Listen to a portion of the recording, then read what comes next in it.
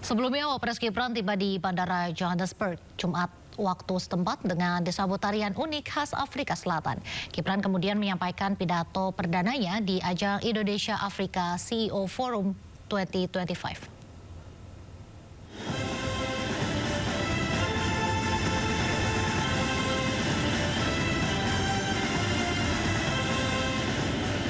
Tarian lokal khas Afrika Selatan Pansula menyambut kedatangan Wakil Presiden RI Gibran Rakabuming Raka di Bandara OR Tambo, Johannesburg, Afrika Selatan, Jumat waktu setempat. Tarian yang dikenal dengan gerakan kaki cepat dan presisi ini menjadi simbol identitas daerah perkotaan Afsel.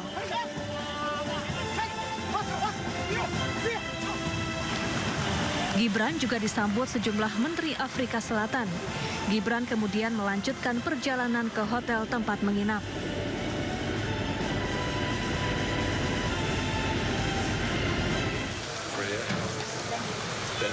Setibanya di hotel, Gibran disambut diaspora Indonesia yang tinggal di Afrika Selatan. Mereka menyanyikan lagu Rayuan Pulau Kelapa di hadapan Gibran.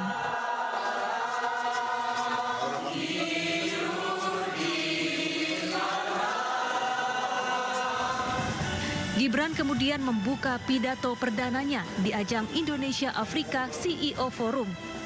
Gibran menyampaikan salam dari Presiden Prabowo kepada Presiden Afrika Selatan Cyril Ramaphosa. Gibran menegaskan komitmen kuat pemerintah Indonesia untuk memperluas kolaborasi strategis dengan negara-negara Afrika. This is a huge step to strengthen our relationship and our commitment to expand collaboration with Africa remains very strong. With collaboration, the emerging economies can shape the future. Global growth must not only be strong, but also fair and inclusive.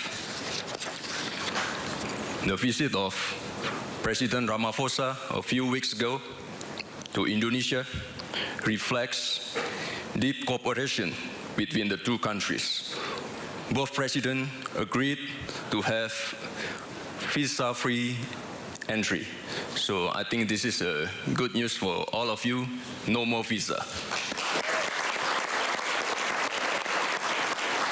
And also to push trade and investment on agriculture and energy. KTT G20 Afrika Selatan berlangsung pada 23 hingga 24 Desember 2025. Gibran dijadwalkan melakukan sejumlah pertemuan bilateral dengan para pemimpin negara sahabat untuk menyampaikan pesan Prabowo.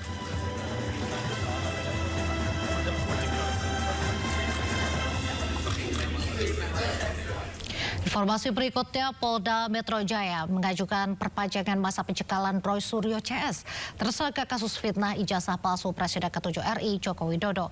Pencekalan ini dapat diperpanjang menjadi 6 bulan.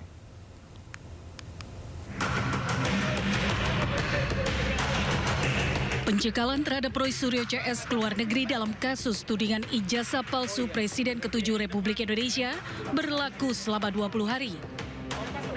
Namun Kabid Humas Polda Metro Jaya menuturkan pencekalan terhadap ke-8 tersangka ini akan diperpanjang dari awalnya 20 hari menjadi 6 bulan.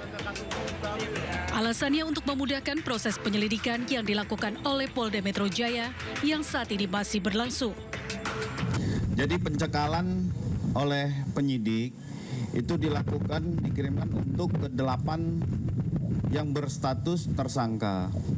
Itu berlaku selama 20 hari dari tanggal 8 November sampai dengan 27 November 2025. Tetapi akan diperpanjang untuk pencekalan selama 6 bulan ke depan. Ini surat masih akan berproses untuk pencekalan kedua. Sebelumnya Roy Suryo CS tak ditahan usai diperiksa sebagai tersangka terkait kasus fitnah ijazah palsu Jokowi pada Kamis 13 November 2025 lalu. Mereka tak ditahan karena mengajukan saksi dan ahli meringankan. Dari Jakarta, Rani Sanjaya, iNews melaporkan. Sementara itu, ahli digital forensik Krismon Sianipar menyebut ijazah yang diklaim asli oleh Andi Aswan merupakan hasil scan dan editing dari unggahan Dian Sandi di sosial media April lalu. Sebuah objek di dalam citra masukan tidak ada, tetapi ada di citra keluaran, maka yang pastikan itu adalah hasil pengeditan karena registrasi citra tidak menambah objek itu.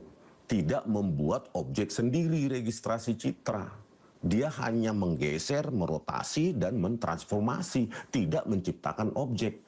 Pertanyaannya, kita sudah mendeteksi, menganalisa lintasan stempel pada citra yang diupload oleh Dian Sandi Utama. Meskipun resolusinya ya menengah lah gitu ya. Tetapi kan kita analisa juga itu, stempel itu yang tertindih oleh tanda tangan pun masih bisa terdeteksi. Nah, kenapa ya tanda tangan itu kan tinta hitam di situ ya, tanda tangan dekannya tinta hitam. Nah, terdeteksi kanal R, kanal merah gitu loh. Kenapa di JAS itu tidak ada pada lintasan itu? Tidak ada pada citra yang diupload oleh Dian Sandi Utama. Setelah mengalami registrasi citra, tiba-tiba ada di lintasan itu sesuai klaim Termul itu. Ya, meskipun saya tidak bisa konfirmasi karena apakah yang dikasih ke saya sama yang ditampilkan oleh Termul. Tapi sesuai yang diklaim oleh Termul, yang ditunjukkan lewat HP itu oleh Termul dengan bangganya itu, ini ada lintasan stempel. Nah, pertanyaannya kok tiba-tiba ada? Ya, alasan yang masuk akal adalah dia tambahkan sendiri lintasan stempel itu, gitu loh. Kenapa? Ya tidak ada di tempatnya di citra masukan dari Dian Sandi Utama itu. Setelah mengalami registrasi citra, tidak mungkin ada objek baru di situ. Kalau dibilang itu karena kabur, salah. Kalau resolusi rendah yang menjadi alasan resolusi rendah yang diupload oleh Dian Sandi Utama, kenapa ya stempel itu ya yang ada pada tanda tangan itu masih terdeteksi? Tanda tangan kan hitam tintanya, dan kenapa ada kanal R di situ? Ya, kita ekstrak pakai intensitas RGB, terus kita pakai juga gradients, dapat itu. Kenapa yang hanya di jas hitam itu nggak ada, kan begitu. Terima kasih, masih di Sindo Sore. Pemirsa, Wakil Presiden Republik Indonesia Gibran Rakabuming Raka berpidato di forum konferensi tingkat tinggi G20 di Afrika Selatan.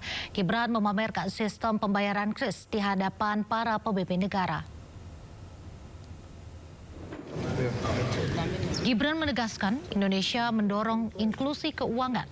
Gibran menyebut sistem pembayaran digital kris di Indonesia menunjukkan solusi digital yang sederhana dan berbiaya rendah, namun bisa mendorong partisipasi dalam aktivitas perekonomian.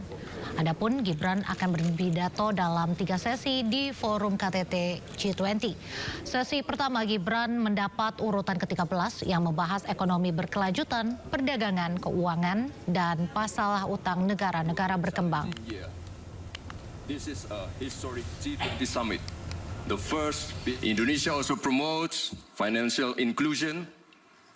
Our national KRIS digital payment system demonstrate how a simple and a low-cost digital solution can push participation in the economy and minimize inequality. Emerging technologies such as crypto asset, digital tokens, including Bitcoin, may create both opportunities and risks. Therefore, Indonesia proposes that the G20 initiate dialogue on intelligence economy.